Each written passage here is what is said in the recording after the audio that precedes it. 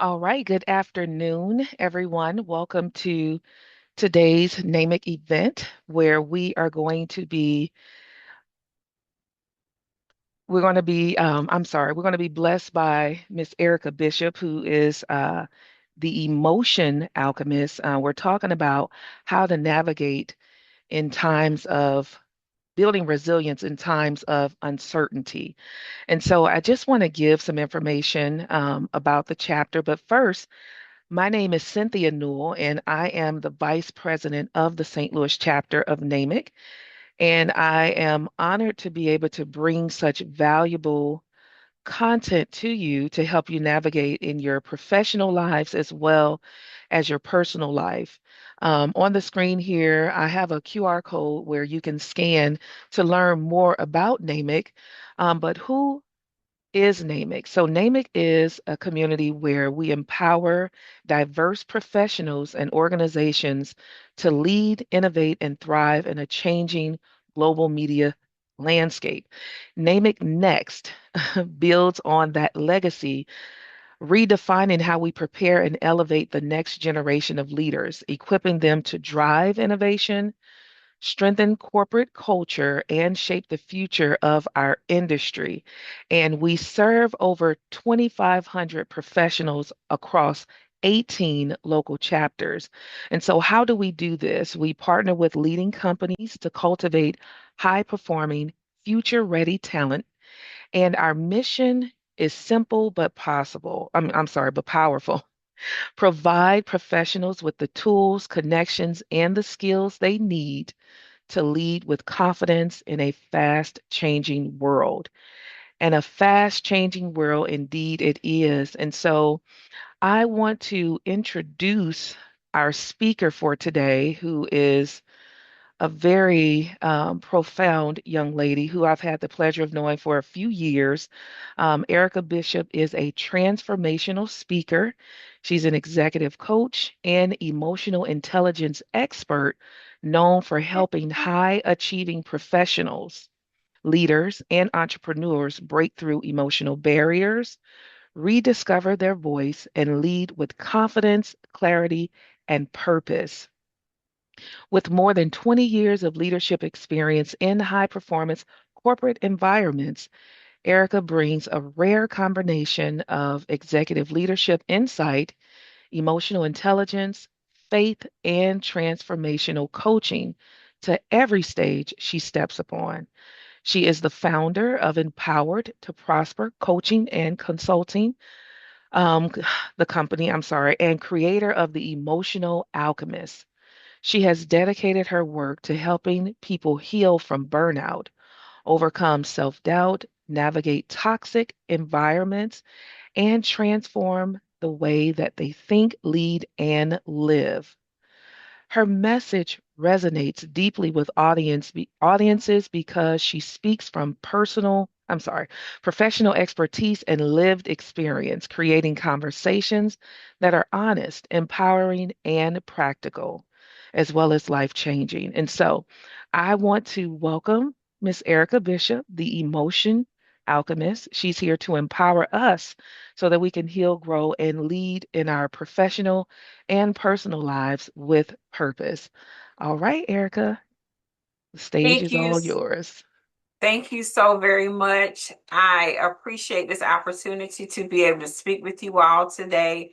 And good afternoon to everyone. It is indeed a pleasure to be here with you to speak on the topic building resilience in uncertain times. So, I want to start with a question. And please, let's have some interactive dialogue within the chat. I would greatly appreciate that. And if you have any questions, please ask during this time that we have together today. So, my question for you is how many of you have experienced a season where life looked like nothing what you planned for it to be? Has anybody had an opportunity where everything you planned, it was the complete opposite? Okay. So a job change, maybe even a relationship that had to come to an end. There may have been something that happened within your health, possibly some type of financial uncertainty, and another one could have been a major transition.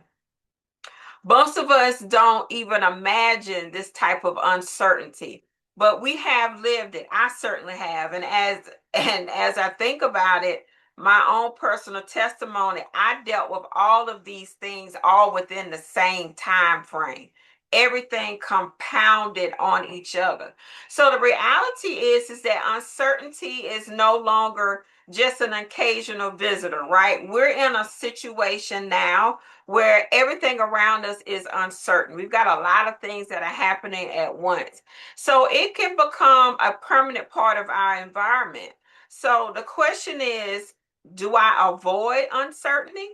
Or is the question is, who is it that I become? How do I show up when uncertainty arrives? Okay. So today I want to challenge the idea that being resilient isn't simply about just surviving difficult seasons. True resilience is not just survival.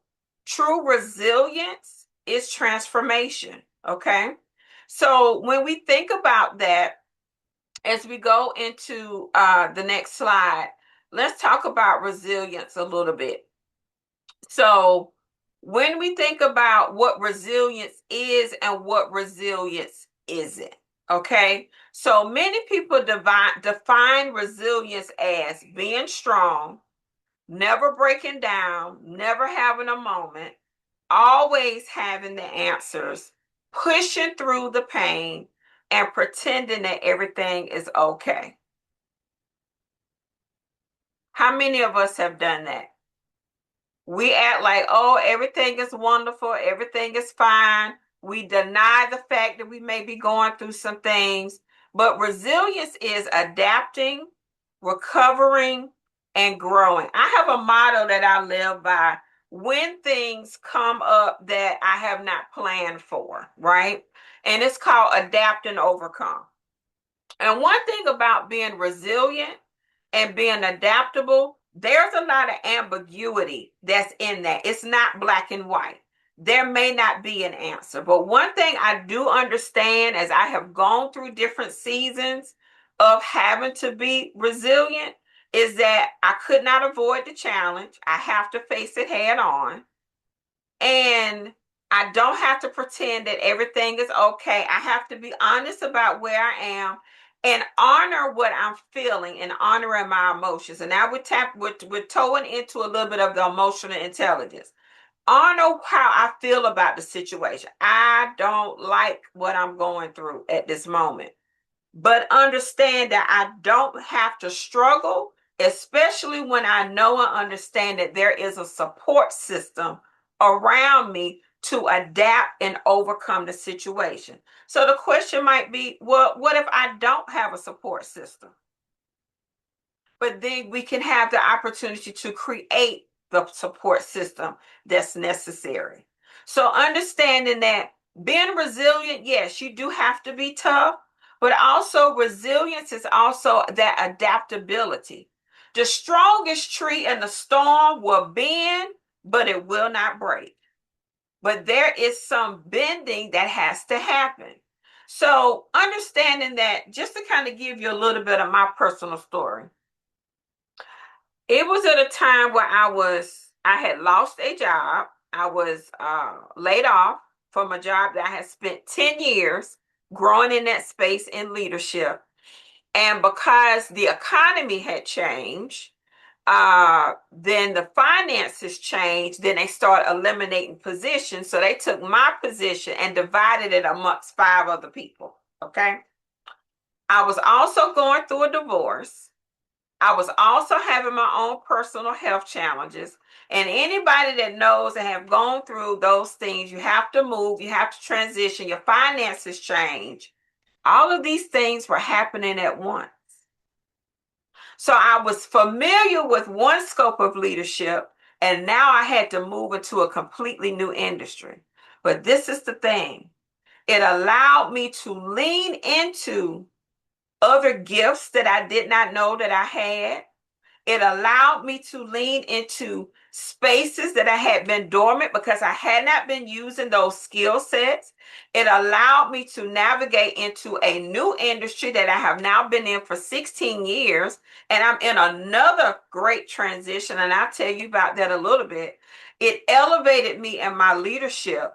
I pivoted my career. It allowed me to relocate and also to grow in some other personal spaces as well. So understand resiliency comes at a time with that depends upon how we show up, allows us to know, understand, to control some of what the outcome is. And even if it's that we can't control it, to understand that growth happens in those uncertain times. If we go back and we look in our lives in those uncertain times, we've been the most creative, we've been the most decisive, we learn how to be the most resilient, we build spiritual muscle in other places, we go up and we grow in critical thinking, we grow in a different place of strategy, and we find that we have grown in some spaces that we didn't know we needed to. For those of us who are, I'm a faith-based entrepreneur, I'm a spirit-led entrepreneur. So in these spaces where I've had to be more resilient and take a greater faith walk, my faith has grown. My faith has been authenticated in another level. So to understand, you can't unstretch a rubber band, right? So once you have been stretched to this new level, there is no going back. So as we move forward to the next slide, when we get in those spaces where we've had the career transitions, we've had that, uncertainty feels really hard because we're out of a place of control, especially if you have been one that has been in leadership. Control is one of those things that we want to have. We want it to be predictable. We want it to be safe. We want to make sure that it's familiar because in our mind, same equals safe, right? The brain wants you to feel safe. It wants it to be predictable. So, and then we begin to ask our questions. Well, what if I fail? What happens if this doesn't work? And this is where we interpret that and it shows up as anxiety. It shows up as overthinking. It shows up as stress.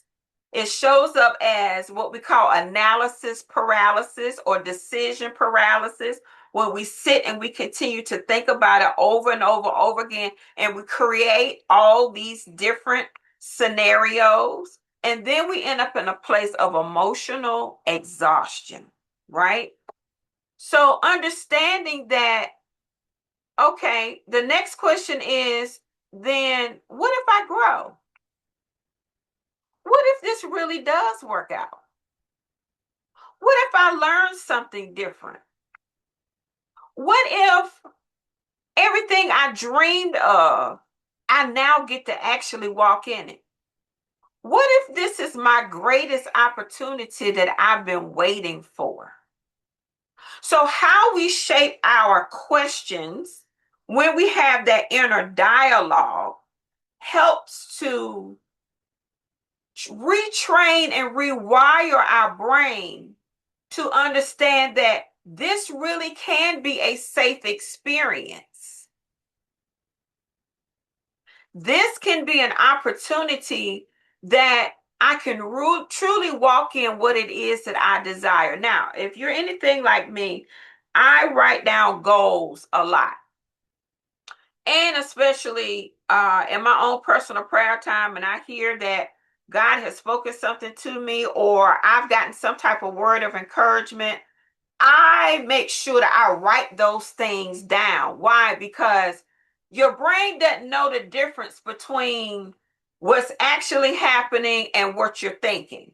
Okay. So when we talk about rewiring our brain and help our mind to understand that this is going to be a safe experience, we have to speak those things that we want to see out of the experience, right? We take the time to go through what that needs to look like, what I'm believing it to be out of the process that I'm going to be going through. Let's go to the next slide. So, when we think about resilience, and I want to talk about this equation, the event plus the response can equal the outcome. So, let me give you, for instance, I have now been given an opportunity where I've recently been promoted to another position, and I'm having to relocate to a completely different place by myself. And I'm going to a space that I've always wanted to go to. And it's changed over the years. And I know it's going to be a tall task. Now, in moving and relocating, I'm leaving my family. I'm leaving what's familiar because I've been in operations management for over 16 years. I know that like the back of my hand. Matter of fact, I've been in operations management over 25 years. The last 16 years has been in supply chain. I know this like the back of my hand. Now I'm going back into human resources as a senior operations manager in human resources. I'm in a field that I have not been in over almost 10 years. So everything has changed, but this is the thing. My response had to be different. Fear tried to be like, "Oh, you sure you want to take this? Or is this the right time? Well, what if?" But I had to change my response to be like, okay, I'm going to lean into this with everything that I have been working for within me coaching, in leadership and development, in the certifications that I have worked for. I'm leaning into all of these things because I don't have to control every event. I have to be present for the event to enjoy the experience. I don't have to control every single response. But what I do have to do is show up the right way in the response that I give. Because I determine the direction of how this is going to go. So every interaction that I have had, I have made sure that my mind understands we are safe. This is what we want. We may not know every detail of it, but we're going to walk out this journey because I may not be in control, but I do know who is. Let's go to the next one. So when we think about the pillars of resilience, right? In any area that there's some resistance that you may be experiencing and resiliency needs to show up. One of them is self-awareness. We have to know our habits, our triggers, those things that are our greatest fears, our greatest worries, but we also have to know this is the space that I thrive in. This is what I am good at. And we lean into those things that we know that we are great at to go to the next part, which is to be adaptable. I know I'm going to have to stretch. You may know you're going to have to stretch a little bit. So you lean into the things that you know that you're great at, which allows you to have, number 3, emotional regulation. It calms your mind down from all of the overthinking. It calms your mind down from all of the different worst case scenarios and allows you to not only connect with yourself, but it also allows you to connect with the support system and the people that are around you in the new space that you may be navigating. And then, number 5, you really begin to see the purpose. You really begin to see the fullness of why did I have to take these steps to get to where I am today. If we could go to the next one, please. So understanding is self-awareness. How am I feeling? We ask these questions to ourselves. Why am I feeling it? And what do I need right now? The greatest question that you could ever answer is, what do I want in this moment? And having clarity of mind is the most important thing. What do I want in this moment? Okay. Next slide, please. Adaptability and emotional regulation. So, adaptability is I will figure it out. But in that, sometimes when anxiety tries to creep in, when we don't have all of the answers, take a moment and pause. Just take a moment and stop and breathe. Because one of the first things that changes when we get excited and we get in what we call fight and flight mode is our breathing pattern. And the anxiety tries to kick in. Sometimes the heart palpitations, depending upon what situation you're in. But take a moment and take a pause. Because when you get to that place of emotional regulation, it allows you to think, to choose, and to respond in the right way. Because sometimes when we're in that space of anxiety, we don't get to hear everything that could be the very answer that's right there in front of us. So we take a moment and we stop. We take a moment and we breathe. And we think. We think about how great this really could be. Remember, we are rewiring our brain so that we can begin to attract all of the support that we need so we can have the wisdom to choose and to respond in the right way. Next slide, please. So when we think about connection and purpose and how it keeps us supported and purpose keeps us moving, right? Who's in my corner? So for me, as I've transitioned into this new role and everyone is reaching out, I'm making a roster of all the people that are reaching out, sharing their telephone number. We've had some get to know you conversations and let me know, what they're good at, what they're working on, and the same thing that I'm doing with them. So when we do the pros and the cons of who's in my corner, what do I need to put to the side at this moment? What do I need to take with me? Where this is a place where you're learning to put in the effort of how much do I need to exercise in my own personal strength to push through. Because we make a conscious decision. Is this journey worth the effort? So for me, it's yes. For you, it's yes. Especially when you're in a place where you're up against, I want to achieve a goal. I may have a little resistance in the front, but on the other side of that resistance is my blessing. On the other side of my resistance is that thing that I'm looking for. On the other side of the resistance is the outcome that I'm looking for. So this is how much effort. This is how much adaptability. This is how much change and transformation that I'm going to have to put in. My routines may have to shift. My conversations may have to shift. My partnerships are going to be shifting to get to the purpose that is needed for the season that I'm in. Next one, please. So we understand that in any time we're going through change, there's a time of reflection that we have to have. And when we think about the uncertainty that we may be facing, one of the things we have to make sure that we understand is, what is it that I'm really afraid of? Right?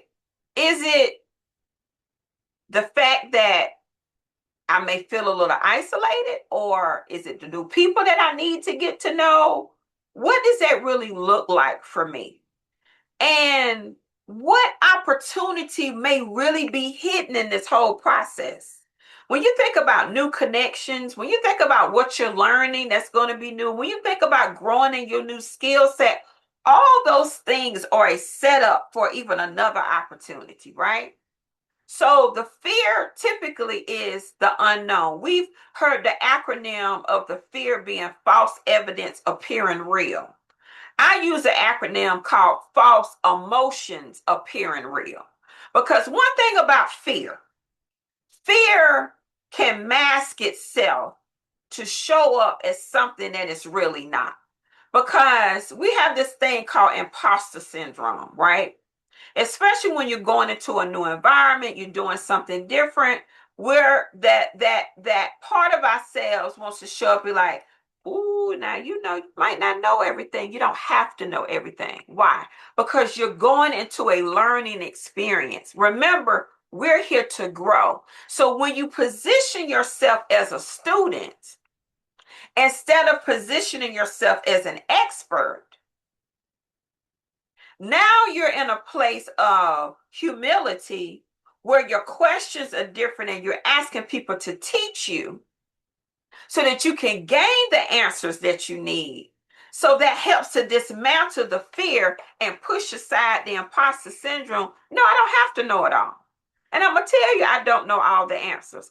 I'm going to grow and I'm going to depend on you to help me. And I'm going to recognize you along the way for helping me to grow in this space, because that's an opportunity to even have a greater connection with the people that are around me in the support system that's being built in this time of resistance, in this time of change, in this time of uncertainty. All right, let's go to the next slide.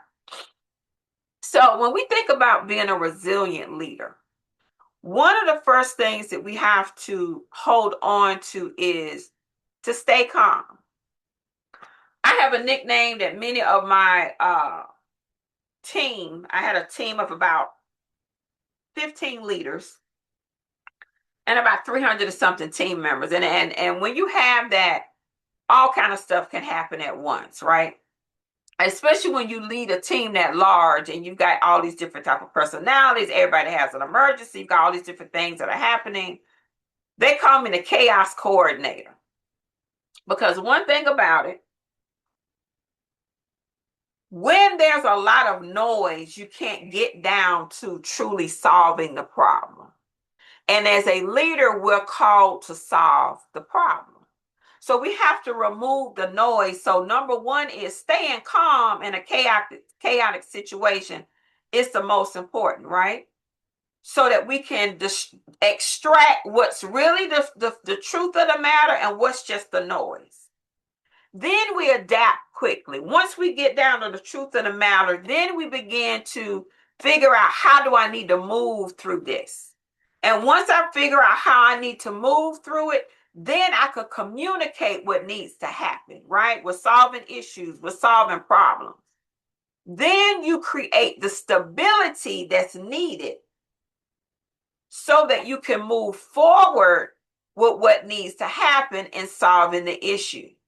And this is where your emotional intelligence comes in, because how many of you have been around someone and you know that when it gets chaotic, ooh, the personality just goes out the window. People want to be led by those that are calm, cool, and collected and can handle the pressure. This increases your level of trustworthiness, even though you may be scared and shaking in your boots. When you can stand in a place of calm and remove the noise, it helps everyone else to be calm.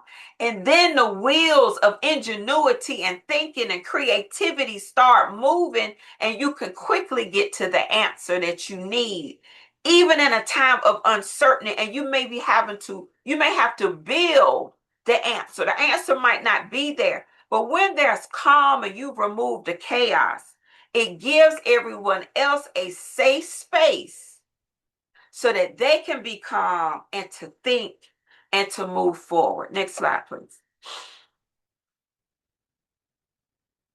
So I want you to take a few seconds and we're going to do what we call a resilience scorecard. In these 5 spaces: self-awareness, adaptability, emotional regulation, connection, and purpose. I want you to rate yourself 1 to a 10. And thinking about, in my greatest time of uncertainty, When the challenge was high and I didn't know what the outcome was, how did I show up? In present day, how would I think I would show up? On a scale of 1 to 10, 1 being the best, you are a rock star, you got it going on, and 10 being the best, and 1 being, that's not going to shake out well for me. 10 being the highest, 1 being the lowest. So let's think about this scenario. You go into work and you can't get into the building because the company has gone bankrupt and they didn't tell anybody. Everybody's badge has been turned off. You have no answers. You're the leader. You're the CEO. And you have no answers because you didn't know what was happening either. You are the breadwinner for your family as well. And you're also taking care of a sick family member.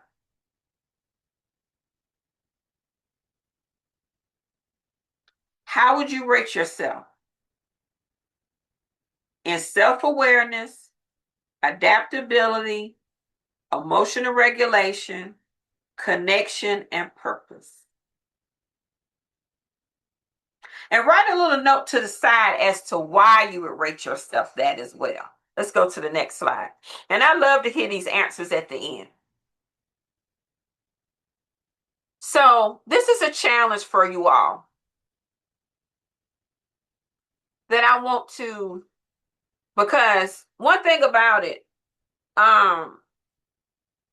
are some things that come knocking at our door and we didn't ask for it. We didn't give it no invitation and it just showed up, right? So start a daily reflection practice. If you don't have this as part of your daily practice, take time at the end of your day and just reflect on your day. And write down all the things that went well and what lessons you learned that day. And also add a column of what you're grateful for. What went well, what did you learn, and what you're grateful for. My next thing for you to challenge you is build a stronger support network. Now, if you've got a great network already, continue to nurture that network. But it's nothing wrong with adding to the network because we should have networks in every area of our lives. We should have some people that are part of our financial network, our spiritual network, our personal relationship network, our professional network. And also for those of you who are entrepreneurs, you should have a network within your entrepreneurship. For those of you who may volunteer or you may, whatever sector that you operate in, you should have a network. And if you're working on your own personal health, you should have a network for that too. Improve your emotional regulation. And one of the first ways we improve our emotional regulation is one is understanding where we lack emotional intelligence and putting a plan in place of how to get there. Right? We have to know what our triggers are and have a plan for if a situation comes up and the trigger gets started. Because when you understand the trigger, you can grab it and hold on to it before it run off. Okay? So we want to make sure that we have a plan for that. Focus on purpose over fear. In any place in your life where you have fear, I want you to come back to that with a purpose statement. If you're having fear over your next move, if you know you're going to be moving, put a purpose statement beside that. My purpose statement is I believe that I'm going to find the right location for my new home. It's going to be a place that is going to be within my budget. It's going to be safe. It's going to have great schools. It's going to be close to my job. It's going to be a place where I can grow in. That's my purpose statement. Next to where fear tried to come up and say, you're going to a place you don't know anybody. This is going to be new and you're going to have to navigate. You know where all the streets are in your old neighborhood. Now you're going to someplace new and you don't know anybody. But my purpose statement combats the fear. And then take action. Lean in and take the first step. Don't get paralyzed because you don't know where to go. Sometimes the answer comes with just the first step, which is the next step. And then you make a next decision and you make the next step.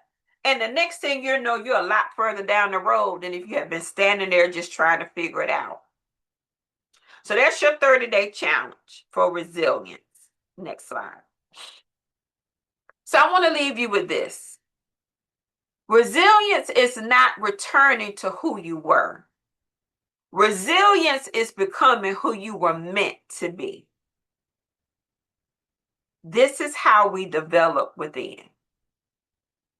When we take the moment to lean into every possibility, everything that's unfamiliar to us, and it's being presented, how do I need to adapt and overcome? In a time where I may not have all the answers, but I do know this. I'm creative, I'm smart, I'm wise, I have skills, and I can bring all those things together to create what's necessary to build and to adapt and overcome. My name is Errica Bishop. I'm your emotion alchemist. I am so glad to be here with you all, and we're open up for questions and comments at this time. Well, this has been really good. I'll start. I mean, you really gave us a lot of good gems to focus on, to take back with us and incorporate in our personal and professional lives. And I greatly appreciate that. The questions that you presented to us, it makes me think of the framework of investigating yourself, Yes. to get a deeper understanding. And I think that that's where a lot of us, a lot of people get sidetracked because we'll go to social media to find out things about ourselves or what I should be focusing on. I won't say that that's the case for everybody, but I think that the questions that you presented to us to ask ourselves fills in the gap of individuals feeling disconnected from themselves. A lot of things are happening in society, and the truth of the matter is we need to reconnect to ourselves. And so those questions that you provided are very key. And I hope that if you all are you okay with me sharing the slide deck with those who Oh, attended? yeah, please Okay. do. Yes, yes, yes, yes. Okay, so if you didn't get an opportunity to write those questions down, I will share her deck with you so that you can have them. I have a question though. You mentioned imposter syndrome, and I've been a victim to it.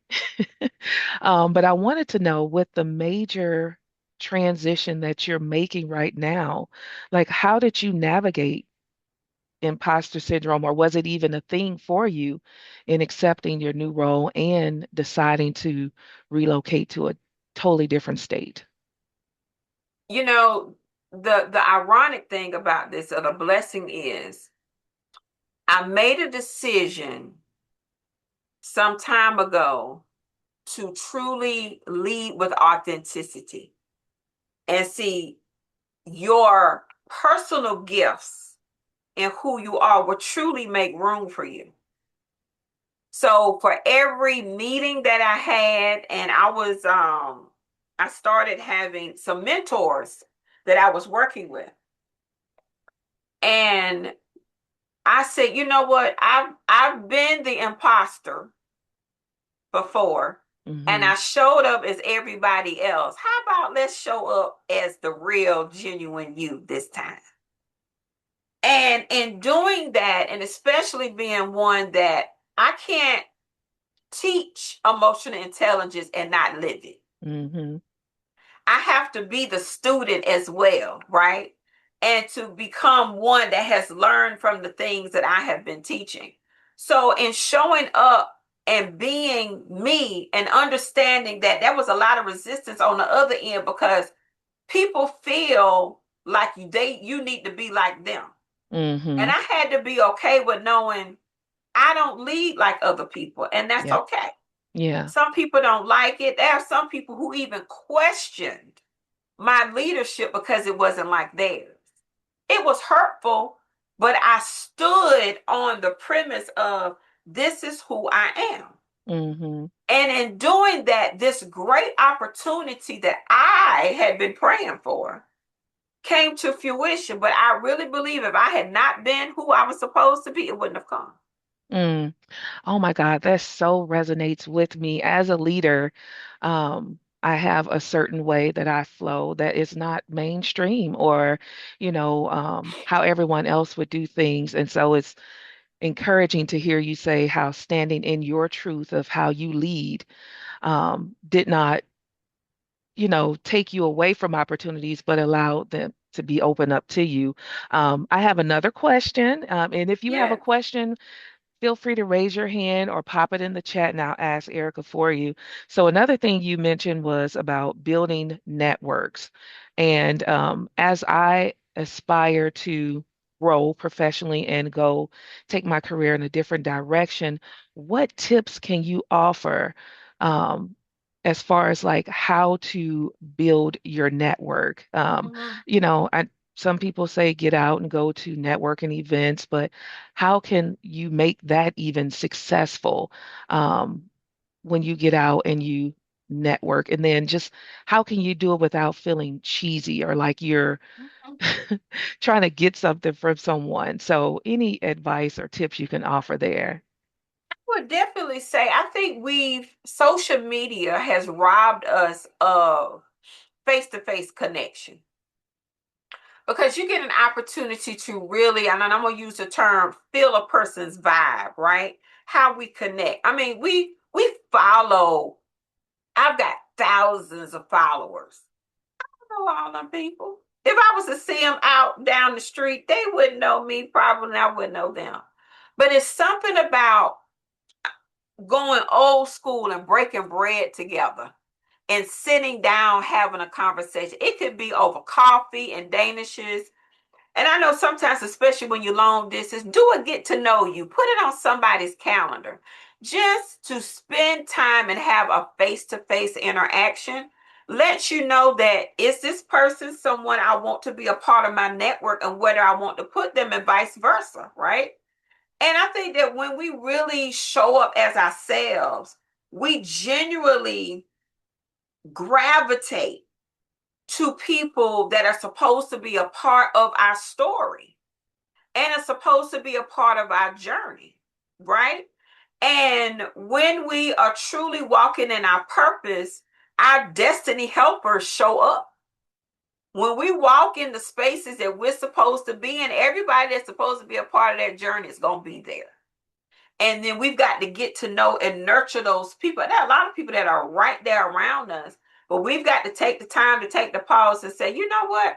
I want to know a little bit more about you. Tell me about your story. Hmm. Because we're more alike than we are different. That's true.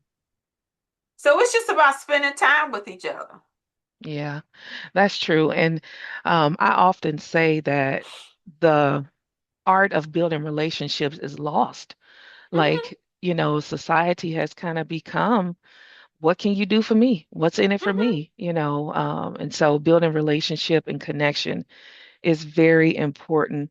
The last question I had was you mentioned purpose statements. And you said use those to combat fear.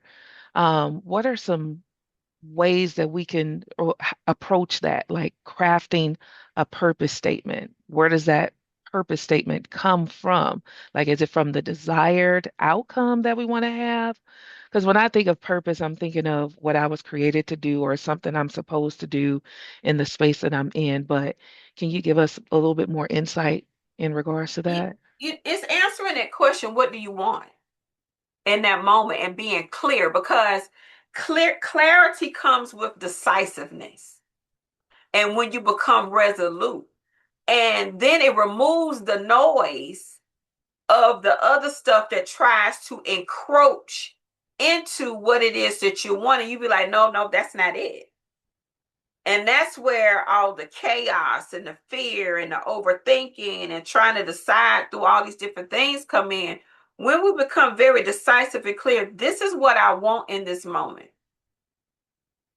And this is what it needs to look like for me. Now, understanding that when you are those who are believers, and then you have to go and take it to God. God, does this line up with my purpose? Is this what it's supposed to be?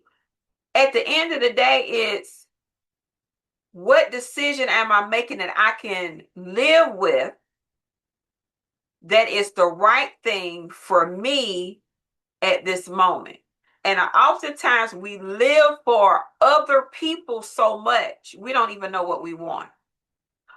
One of the first things I had to do, and I was going through my healing journey and understanding emotional intelligence, I had to answer that question, what do I want?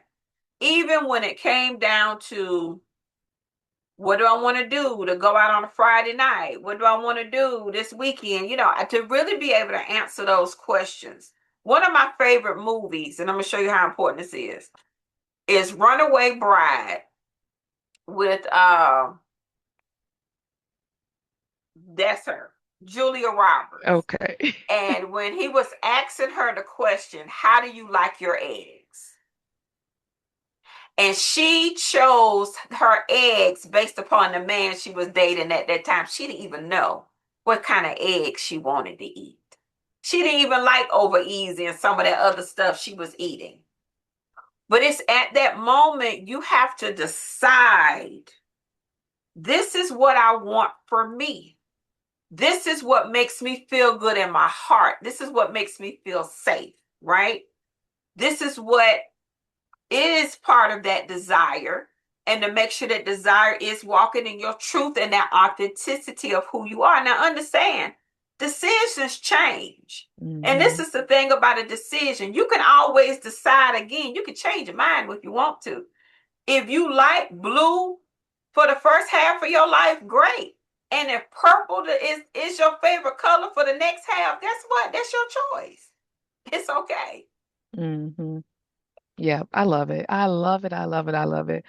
Great stuff. Great stuff. How about anybody else? Does anyone have any questions or a comment?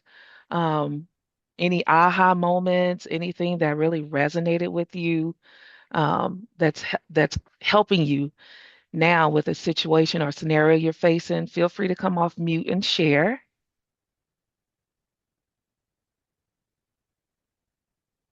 Going once. Okay. There you go, Rick. I just want to say I so agree with so much of what was shared. In my younger years, when I was 20s, in my 20s, this would have really helped. I learned from, I guess, just I have over 30 years in IT now, so I've learned a lot of this the hard way, But once you learn it, it's yours, and I just so agree with all of this. It really helps, and hopefully, some of the younger members of the hall can benefit from it. And thank you so much. I appreciate that, Erica. Thank you so much. I greatly appreciate your comment. Awesome. Awesome. Well, I guess that concludes our time. I want to thank you again, Erica, for taking the time to speak, to share with us, to impart such wisdom that's applicable across the board, professionally and personally. You may not be in a leadership role on the job, but you are a leader because you have to lead your life. And so we can apply these concepts, these principles, these questions to any area of our life. And make sure you are building those support networks. They really do come in handy. And so I just want to share, if you want to connect with Errica, you can find her on all of the social media platforms. You can find her at Errica Bishop on Instagram, Facebook, and you even have a YouTube channel, correct? Yes. Okay. Okay. And connect with her. She has some great things that are in store, and she's a wonderful coach, a beautiful young lady. And then I also want to share we have a special event that we're going to be hosting next week. So this one is hot off the press. And this is to support our LGBTQ community, its pride and profession, navigating corporate spaces while remaining authentically you. So it kind of ties into some of the things that Erica was sharing with us, but this is for individuals who are achieving professional success or want to in the workplace, and it's going to help you with approaching workplace dynamics with confidence, identifying and leveraging support systems, hence what Erica shared with us today, the importance of doing that, advocating for yourself. And I think that ties into what Erica was talking about as far as self awareness, and then fostering a career growth mindset while remaining true to who you are. And our speaker is going to be Miss Kimberly Brown. She's a manager here in my department. And so I will have the registration information up for you all to get registered. Feel free to share with anyone you know who could benefit from this session. And I just again want to thank you all for joining us today, showing up, and Erica for doing a phenomenal job in the things that you talked about. I can go on and on, but I hope everyone has a great day, and I'll get those slides to you as soon as possible. Goodbye, everybody.